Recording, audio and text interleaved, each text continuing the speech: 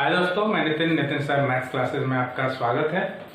आज है कैलेंडर का चौथा पार्ट। मैं 3 पार्ट पढ़ा चुका हूँ कैलेंडर का, चौथा पार्ट पढ़ाना है आपको।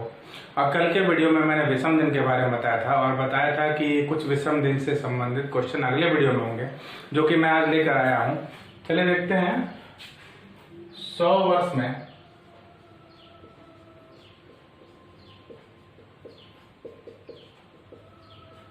विषम दिनों की संख्या, 100 वर्षों में विषम दिनों की संख्या। तो इसको कैसे निकालेंगे? आपको मालूम है कि 100 वर्ष में 24 लीप ईयर, जो कि मैंने पिछले वीडियो में पढ़ाया था आपको, 24 लीप ईयर। तो 24 लीप ईयर का 100 में से निकाल दे, कितना बचा? 76 साधारण वर्ष। तो देखिए इसको, मैंने बताया था कि जब भी आपको विषम दिन निकालना हो 7 से भाग देंगे, जो शेष बचेगा वही विषम दिन होता है। तो 7 से भाग किस में देते हैं? दिनों की संख्या में भाग देते हैं, और इनको दिनों में बदलेंगे तो बहुत बड़ा आंसर आएगा। तो इसको दिनों में ना बदल के हम क्या करते हैं, विषम दिनों से गुणा कर लेते हैं। हमने आपको बताया था कि एक लीप ईयर में 2 विषम दिन होते हैं, तो 24 लीप ईयर में 24 गुणे 2, और एक साधारण वर्ष में एक विषम दिन, तो 76 साधारण वर्ष में 76 गुणे 1। ये कहाँ से 2 और 1 आया? देख लीजिए, मैंने आपको बताया था कि साधारण वर्ष 365 दिन का होता है। 7 से भाग दीजिए, 7 × 5 = 35 और 7 × 2 = 14। देखिए 1 शेष आया, यानी यहाँ पे एक विषम दिन आ रहा है, यानी साधारण वर्ष में एक विषम दिन 1 से गुणा किया गया। और वही 366 में अगर हम 7 से भाग देते हैं तो 7 × 5 = 35 और 7 × 2 = 14। देखिए 2 शेष आया, यानी एक लीप ईयर में 2 विषम दिन, तो 24 लीप ईयर में 48 हो जाएगा, और 76 जोड़ दीजिए, यहाँ हो जाएगा 124। जैसा कि आपको मालूम है, विषम दिनों की संख्या 7 से अधिक नहीं होनी चाहिए, क्योंकि कभी भी 7 से भाग देंगे तो शेष जो होगा वो 7 से कम होगा। क्या क्या आ सकता है? 0, 1, 2, 3, 4, 5 और 6। तो कभी भी विषम दिनों की संख्या 7 से कम आनी चाहिए। तो 7 से कम कौन कौन से अंक है? 0, 1, 2, 3, 4, 5 और 6। तो यहाँ देखिए 124 है, ये 7 से अधिक है। अब विषम दिन आना चाहिए 7 से कम, तो हम क्या करेंगे? 124 में 7 से भाग देंगे, 7 से कम 7, 12 में से 7 गया 5, और फिर 7 × 7 = 49। देखिए 54 में से 49 घटाइए, 5 आ गया, यानी 100 वर्षों में विषम दिनों की संख्या हो गया 5। 100 वर्ष में। तो देखिए इतना बड़ा बताने की जरूरत नहीं, करने की जरूरत नहीं है। इसको मैंने इसलिए बता दिया कि बस आप लोग जान ले आता कहाँ से है। वैसे तो बस जरूरत है आपको कि 100 वर्ष में कितने विषम दिन होते हैं, तो इसका आंसर होगा 5। तो देखिए 100 वर्ष में विषम दिनों की संख्या हो गया 5। 100 वर्ष में विषम दिनों की संख्या, 100 वर्ष में विषम दिनों की संख्या हो गया 5। तो ऐसे 100 वर्ष का निकालेंगे, 200 वर्ष का, 300 वर्ष का और 400 वर्षों का। तो चलिए देखते हैं। 100 वर्ष में विषम दिनों की संख्या 5। अब आ जाते हैं 200 वर्ष में विषम दिनों की संख्या। तो देखिए 200, 100 का 2 गुना है, तो 5 का 2 गुना लेंगे, 5 का 2 गुना हो जाएगा। देखिए यानी कि 100 वर्षों में विषम दिनों की संख्या 5, तो 200 100 का 2 गुना है, 100 × 200, तो 5 का 2 गुना कितना हो जाएगा? 10 हो जाएगा। लेकिन विषम दिनों की संख्या 7 से अधिक नहीं होनी चाहिए, तो 7 से भाग देंगे, 7 × 1 = 7, 10 में से 7 गया 3, यानी कि देखिए 200 वर्षों में विषम दिनों की संख्या हो गया 3। तो 100 वर्ष में विषम दिनों की संख्या 5 और 200 वर्षों में विषम दिनों की संख्या हो गया 3। तो वैसे 300 वर्ष में विषम दिनों की संख्या निकालते हैं। 300 वर्ष में विषम दिनों की संख्या,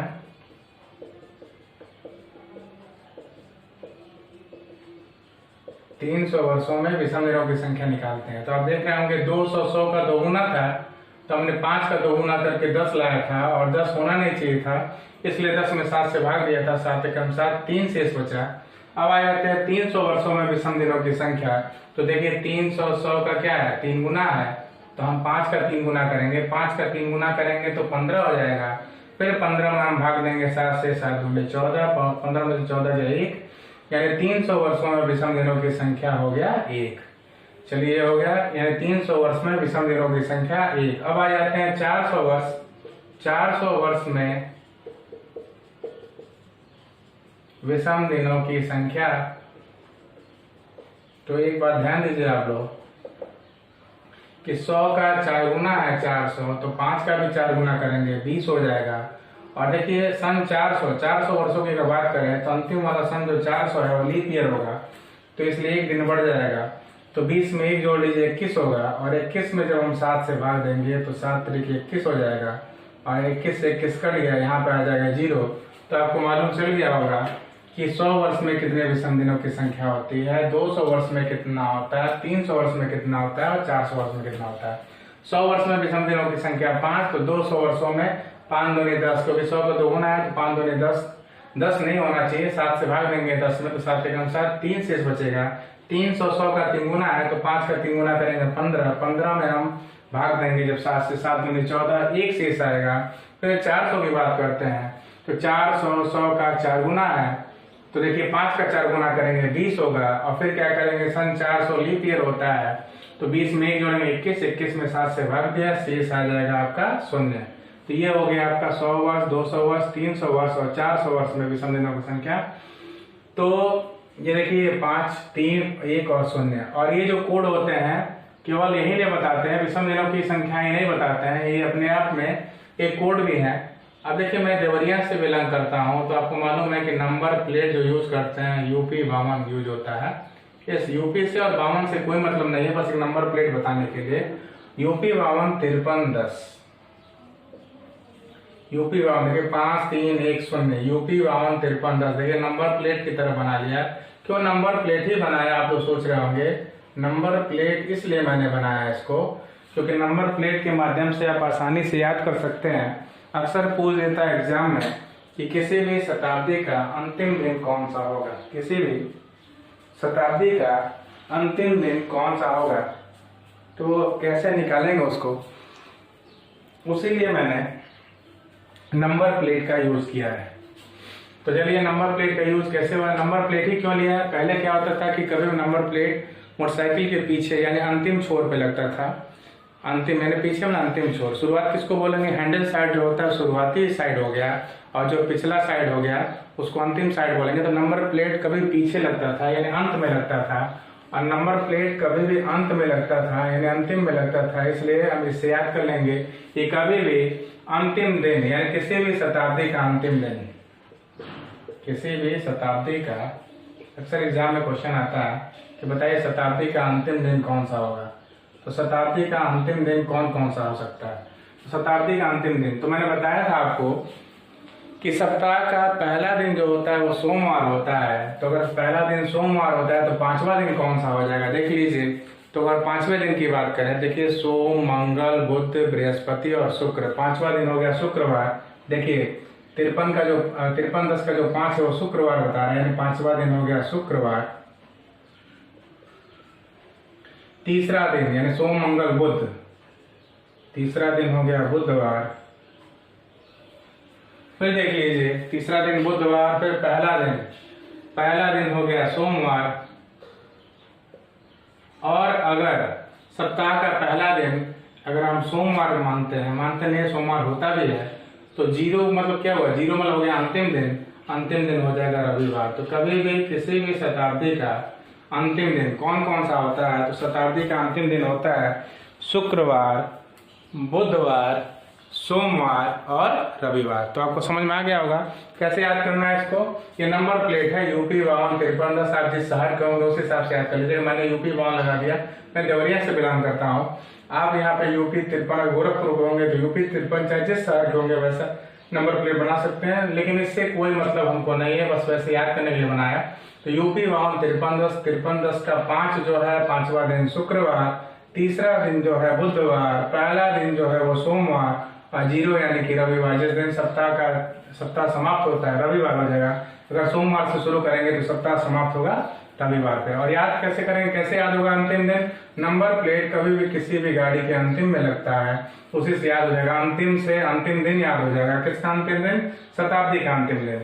तो आपको समझ में आ गया होगा क्या कोड है, यूपी 52 53 10 नंबर प्लेट है, अंतिम में लगता है, आगे लगने लगा है न्यू फैशन के अनुसार। अब क्या हो रहा है कि जो न्यू ट्रेंड चला है नंबर प्लेट आगे लग रहा है, लेकिन अब पहले क्या था, पहले पीछे लगता था या अंत में लगता था।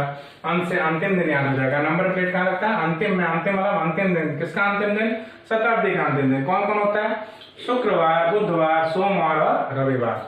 तो अब आ जाते हैं शताब्दी का प्रथम दिन। तो जैसा कि आपकी सुविधा के लिए बता दूं, मैं पहले वीडियो में बताया था कि 1 जनवरी सन 1 को कौन सा दिन था? सोमवार था। तो उस समय शताब्दी की शुरुआत किससे हुई थी? सोमवार से हुई थी। तो सोमवार ऐसा दिन है जो किसी भी शताब्दी का अंतिम दिन भी हो सकता है और प्रथम दिन भी हो सकता है। आपको मालूम है कि सप्ताह में कौन कौन से दिन होते हैं? देख लीजिए यहाँ पे, सोम, मंगल, बुध, बृहस्पति, शुक्र, शनि और रवि। इसमें से आप सोमवार को कैंसिल कर दीजिए। सोमवार आपका अंतिम में भी आता है, प्रथम में भी आता है। और शुक्रवार कैंसिल कर दीजिए। उसके बाद से बुधवार को कैंसिल कर दीजिए।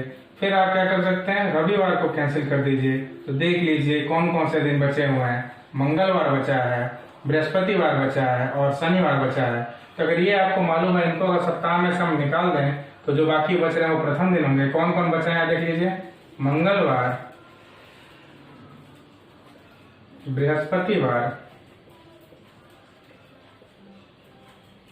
और ये हो गया आपका शनिवार। मंगलवार देखिए, सोम, मंगल, बृहस्पति और शनि। तो देखिए शुक्र, बुध, सोम, रवि और सोम, मंगल, बृहस्पति और शनि। तो देख लेते हैं शताब्दी का अंतिम दिन ये हो गया, ये हो गया प्रथम दिन। और इसमें कौन सा ऐसा दिन है जो कॉमन है? सोमवार कॉमन है। सोमवार किसी भी शताब्दी का अंतिम दिन भी हो सकता है और प्रथम दिन भी हो सकता है। तो चलिए देखते हैं आगे। तो देखिए किस तरह एग्जाम में क्वेश्चन आता है आपका शताब्दी का अंतिम दिन चाहे शताब्दी का प्रथम दिन पे, और ये आपको विषम दिन नहीं मालूम होता। 100 वर्ष का, 200, 300, 400 तो 1000 पे आप निकाल नहीं पाते। तो इसलिए मालूम है तभी इसको ज्ञात कर पा रहे हैं। तो चलिए देखते हैं कैसे करना है। अब क्वेश्चन कैसे बन जाता है एग्जाम में, देखिए कि किसी भी शताब्दी का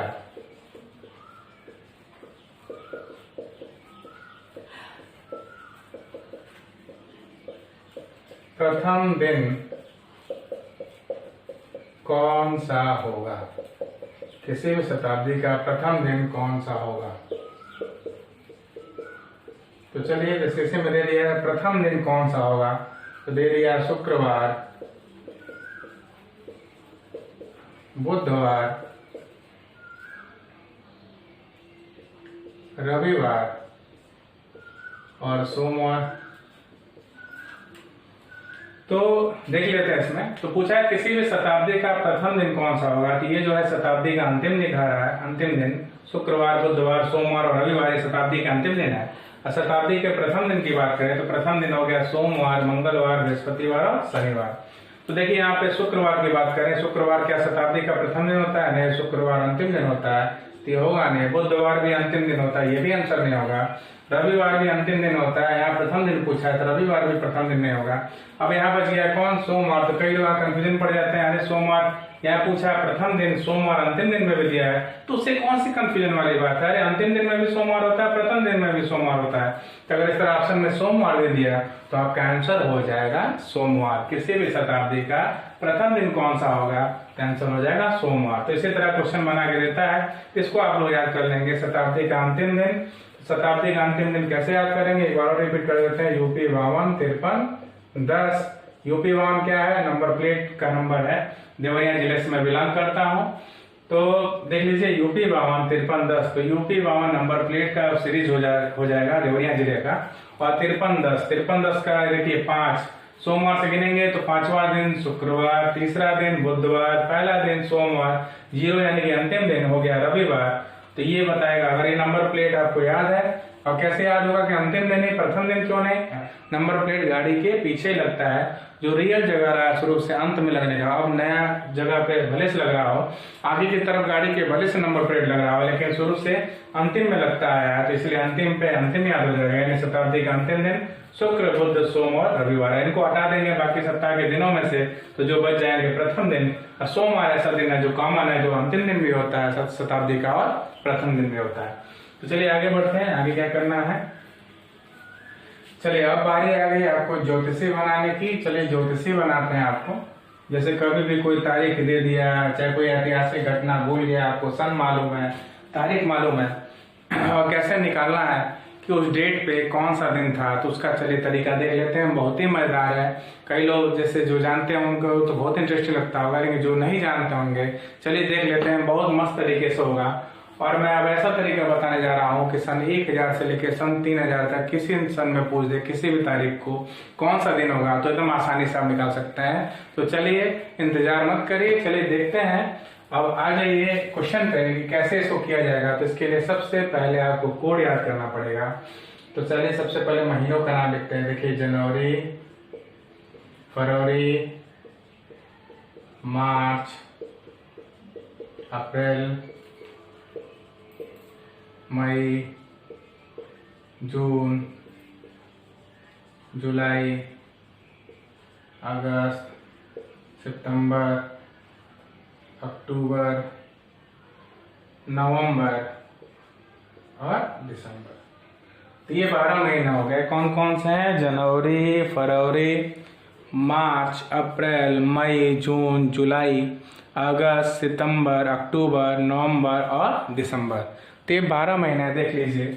1 2 3 4 5 6 7 8 9 10 11 और 12। इनका कोड याद करना है। ये जो कोड है आपका साधारण वर्ष का है, नॉर्मल ईयर का है। देखिए कोड कैसे याद करेंगे। देखिए सबसे पहले 144, फिर 025, फिर 036, फिर 100, फिर से हो जाएगा 146। यानी सबसे पहले 144, फिर 025, फिर 036, फिर 146। तो देखिए बहुत आसानी से याद हो जाएगा। देखिए और देख लेते हैं। जनवरी, फरवरी, मार्च, अप्रैल, मई, जून, जुलाई, अगस्त, सितंबर, अक्टूबर, नवंबर और दिसंबर। तो चलिए देख लेते हैं कैसे याद करने का तरीका। देखिए 144 है, यहाँ 025 है, यहाँ 036 है, यहाँ 146 है। तो देखिए 144 होता है 12 का वर्ग, आराम से याद कर लेंगे। 25 की बात करें, 5 का वर्ग 25, उसके पहले एक 0 लगा लीजिए। यहाँ 6 का वर्ग 36, उसके पहले एक 0 लगा लीजिए। और यहाँ देखिए 144 है, उससे 2 अधिक, 144 है, उससे 2 अधिक कितना है? 146 है। यानी 144 से 2 अधिक हो गया 146। एकदम आसानी से आप याद कर सकते हैं। देखिए जनवरी, फरवरी, मार्च, ये 144 हुआ 12 का वर्ग। अप्रैल, मई, जून, ये 025 यानी 5 का वर्ग, 5 के वर्ग के पहले 0 लगा देना है। और जुलाई, अगस्त, सितंबर आपका है 036 यानी 6 का वर्ग, उसके पहले 0 लगा दीजिए। और अक्टूबर, नवंबर, दिसंबर 146 है। शुरू का 144 से 2 अधिक लास्ट में 146। ऐसे सीधे आसानी से आप लोग याद कर सकते हैं। तो चलिए ये तो हो गया कोड। कोड कैसे याद करना है आपको समझ में आ गया होगा। ये साधारण वर्ष का कोड है। और एक चीज और बता दें आपको, तो साधारण वर्ष में जनवरी, फरवरी, मार्च, अप्रैल, मई, जून, जुलाई, अगस्त, सितंबर, अक्टूबर, नवंबर और दिसंबर का कोड आपको मालूम हो गया। अब चलिए देखते हैं यहाँ पे कैसे क्या करना है। इसको एक बार ऐसे थोड़ा सा कायदे से कर लें कि समझ में आए आपको कि किसका कौन सा है। नहीं तो अक्सर क्या होगा, वो लोग देखने में कंफ्यूज हो जाते हैं। तो चलिए देखते हैं। तो अब देखिए ये तो साधारण वर्ष हो गया। अभी लीप ईयर की बात करते हैं। तो लीप ईयर में जनवरी और फरवरी का कोड चेंज हो जाता है। इसमें से एक कम करिए, 1 में से 1 गया 0, और यहाँ 4 है, 4 में से 1 कम करिए 3। तो जनवरी का 1 है, 0 हो गया, यानी 1 माइनस कर देना। 1 में से 1 गया 0 और 4 में से 1 कम करिए 3। यानी कि जनवरी फरवरी का जो भी कोड होगा अगर 1 माइनस करेंगे तो लीप ईयर का जनवरी का कोड 0 हो गया और फरवरी का कोड हो गया 3। अब इसके से देखिए क्या करते हैं। सबसे पहले मायने रखता है आपका डेट या डे बोल सकते हैं, यानी दिन, और उसके से मंथ, उसके से ईयर। बस इन्हीं से मतलब है आपको। डे या डेट, उसके से मंथ। डे या डेट एक ही चीज है, दिन चाहे तारीख, जिस दिन को जो तारीख होगा वो, और उसके से मंथ, उसके से ईयर। और जो साल होता है इसको 3 कैटेगरी में बांटा गया है। एक तो हो गया आपका साधारण वर्ष, एक हो गया साधारण वर्ष यानी नॉर्मल ईयर, ये हो गया लीप ईयर, और ये हो गया आपका शताब्दी वर्ष। तो इसको समझना है तो उसके पहले जान लीजिए, जब भी साधारण वर्ष लिखेंगे तो किसी भी सन का अंतिम 2 अंक बस लिखेंगे। अंतिम 2 अंक, जैसे हमारे 1938 है, 1938 का बस 38 लिखेंगे साधारण वर्ष में। जब जाएंगे किसी डेट का कौन सा दिन होगा निकालने के लिए तो साधारण वर्ष में बस अंतिम 2 अंक लिखेंगे। और लीप ईयर में क्या करना है, लीप ईयर में जो अंतिम 2 अंक होंगे उसमें हम 4 से भाग देंगे और जो भागफल आएगा वही लीप ईयर में लिखेंगे। यानी लीप ईयर में क्या लिखना है, जो भी अंतिम 2 अंक है। जैसे मान लीजिए कि आपका 1938 है, 1938 का 38 अंतिम 2 अंक हो गया, 38 में हम 4 से भाग देंगे, 4 से भाग देंगे, 4 9 36, यहाँ 2 शेष है, देखिए भागफल 9 है, यहाँ भागफल लिखेंगे 9। तो जो भागफल लिखा जाएगा वही लीप ईयर की जगह लिखेंगे। भागफल को हम लिखेंगे लीप ईयर की जगह पे।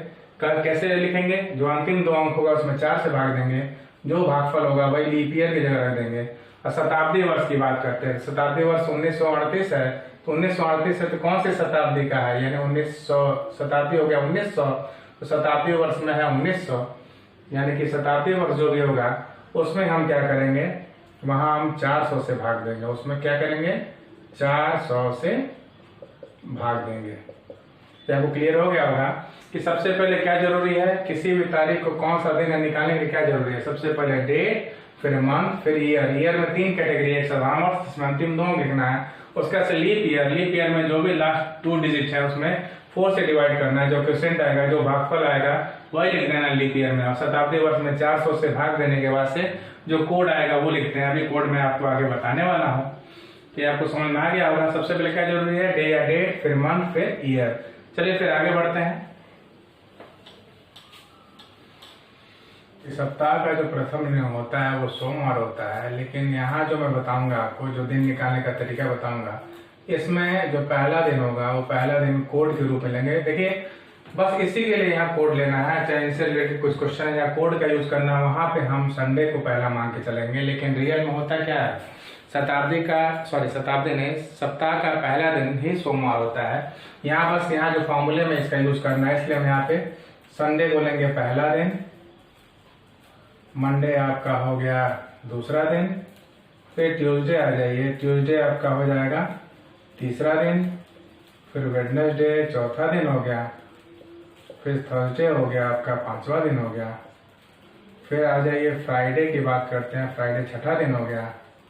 और अगर सैटरडे की बात करें, सैटरडे को 7 या 0 लेंगे, यहाँ पे 7 या 0, तो आपको समझ में आ गया होगा। तो यहाँ पे जो शेष बचेगा, यहाँ जो शेष बचेगा, अगर शेष 1 बचता है तो सोमवार, 2 बचता है तो मंडे, 3 बचता है ट्यूसडे, 4 बचता है तो वेडनेसडे, 5 बचता है थर्सडे, 6 बचता है तो फ्राइडे, और 0 बचता है तो सैटरडे। तो ऐसे कोड लेना, बस कोड में इनका यूज करना है। अब आ जाते हैं, देखिए यहाँ पे शताब्दी वर्ष की बात करते हैं। अगर शताब्दी वर्ष की बात करें तो शताब्दी वर्ष में हम 400 से भाग देते हैं, और 400 से भाग देते हैं। यदि 100 शेष बचे तो 4 कोड होता है, 200 शेष बचे तो 2 कोड लिखते हैं, अगर 300 शेष बचे तो वहाँ पे हम 0 कोड लिखते हैं, और अगर 0 शेष बचे तो वहाँ 6 कोड लिखते हैं। तो देखिए एक कोड हो गया, किस कंडीशन में कोड, अगर शेष ये आ जाए, यानी किसी भी शताब्दी वर्ष में हम 400 से भाग दें, 100 शेष आए तो 4 कोड लिखेंगे, 200 शेष आए तो 2 कोड लिखेंगे, और अगर शेष 300 आए तो 0 कोड लिखेंगे, और 0 शेष आए तो 6 कोड लिखेंगे। तो देखिए यही होता है 4206। तो ये हो गया शताब्दी वर्ष के कोड। और कब कब ये कोड लिखा जाता है, 100, 200, 300 और 0 का शेष आता है, 100 पे 4, 200 पे 2, 300 पे 0, 0 पे 6। अब आ जाते हैं, अब क्या करते हैं आके देख लेते हैं। तो देखिए ये क्या चीज है, मैं क्या कहना चाह रहा हूँ समझ लीजिए। समझ लीजिए सन 1900 है, 1900 शताब्दी वर्ष है, 400 से भाग देंगे, 400 चौको हो जाएगा 1600। देखिए 300 शेष आया, तो 300 शेष आया तो हम कोड के रूप में क्या लेंगे, 0 लेंगे। यदि मान लीजिए कि 2000 अगर आ गया, 2000 में अगर हम 400 से भाग देते हैं, 450 आपको मालूम है 2000 हो जाएगा। तो देखिए आप पूरी तरह कट गया, यहाँ 0 शेष आया, 0 शेष आया तो कोड क्या लेंगे, 6 लेंगे। तो आपको समझ में आ गया होगा कि किस कंडीशन में कोड लिया जाता है। अगर 300 शेष बचे तो आपका 0 कोड, अगर 0 शेष बचे तो 6 हो जाएगा। अगर ऐसे ही मान लीजिए हमने 1800 ले लिया, 1800 देखिए 400 चौको कितना होता है 1600, देखिए 200 शेष आया, 200 शेष आया तो 200 शेष आया तो 2 कोड हम ले लेंगे। वैसे चलिए देखते हैं, अगर मान लीजिए दे दिया 1900 ने 1700 ले दिया, अगर दे दिया 1700 तो देखिए 400 चौको हो गया 1600, देखिए 100 शेष आ रहा है। अगर 100 शेष आएगा तो कोड हो जाएगा 4। तो देख लीजिए 300 अगर शेष आए तो 0 कोड लेते हैं, अगर 0 शेष आए तो 6 कोड लेते हैं, 200 शेष अगर आए तो 2 कोड लेते हैं, अगर 100 शेष आए तो 4 कोड लेते हैं। किस कंडीशन में? शताब्दी वर्ष में 400 से भाग देने के बाद। अब चलिए देख लेते हैं किसी भी तारीख पे कौन सा दिन होगा, किसी भी तारीख को कौन सा दिन होगा, कैसे निकालेंगे। तो चलिए एक काम करते हैं, आज ही का दिन ले लेते हैं हम लोग। तो चलिए सबसे पहले आ जाते हैं, देखिए यहाँ पे 30 मई सन 2020, 30 मई सन 2020 ये ले लेते हैं, 30 मई सन 2020। अब क्या करेंगे कि 30 मई 2020 है तो इसमें क्या क्या लेते हैं। देखिए सबसे पहले हम ले लेते हैं डेट यानी तारीख, फिर उसके बाद से मंथ का कोड हो जाएगा, फिर उसके बाद से ईयर यानी कि नॉर्मल ईयर साधारण वर्ष, उसके बाद से लेते हैं लीप ईयर, उसके बाद से ले लेते हैं हम यहाँ पे सेंचुरी ईयर, उसके बाद से सेंचुरी ईयर। ये जब भी किसी भी डेट को कौन सा दिन है निकालना होगा। देखिए आज ही का दिन है 30 मई सन 2020। तो देखिए date, month, year, leap year, century year और उसमें 7 से भाग देते हैं। उसका से जो शेष आएगा, तो जो भी शेष आएगा देख लेते हैं वो कौन सा नंबर वाला दिन है, कौन सा दिन है देख लेंगे यहाँ पे। और 1 शेष आए तो संडे, 2 शेष आए तो मंडे, 3 शेष आए तो ट्यूजडे, ऐसे आप देख सकते हैं। तो चलिए सबसे पहले देखते हैं यहाँ पे डेट क्या है 30 है। फिर आ जाते हैं मंथ देखिए मई है, मई का कोड लेना है। तो मई का कोड क्या होता है देखिए 2।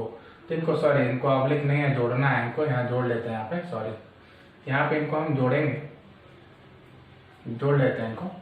तो चलिए जोड़ेंगे, देखिए 30 हो गया। मंथ यानी मई है, मई का कोड हो जाएगा 2। फिर लेंगे ईयर में लास्ट 2 अंक लिखते हैं तो यहाँ 20 ले लेंगे। यहाँ देखिए लीप ईयर में क्या करना है, जो भी अंतिम 2 अंक होगा उसमें 4 से भाग देंगे। 20 में 4 से भाग दिए, 4 × 20। अब मैंने बताया था जो भागफल आएगा वही लिखते हैं, भागफल 5 आया लिख लिया। सेंचुरी ईयर की बात करते हैं, सेंचुरी ईयर 2020 है, किस सेंचुरी का है 2000 सेंचुरी का है। इसमें हम क्या करेंगे 400 से भाग देंगे। देखिए मैंने बताया था कि उसमें हम 400 से भाग देंगे, 400 से पूरी तरह कट जाएगा। तो 400 से जब पूरी तरह कट गया तो 0 शेष आएगा। और 0 जब शेष आता है क्या कोड लेते हैं 6 कोड लेते हैं। तो हम क्या लेंगे कोड 6 कोड ले लेंगे।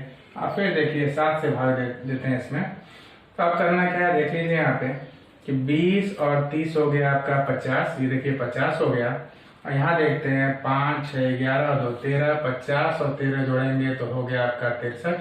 यानी ऊपर जोड़ने पे 63 आया और 63 में 7 से भाग देना है। तो देखिए 7 9 63 पूरी तरह कट गया। और अभी हमने बताया था कि 7 से भाग देने के बाद जो भी शेष आया वही आंसर होता है। 7 से भाग देने में 0 शेष आया, देखिए 0 शेष आया तो 0 शेष आया है तो दिन कौन सा हो जाएगा सैटरडे हो जाएगा, शनिवार हो जाएगा।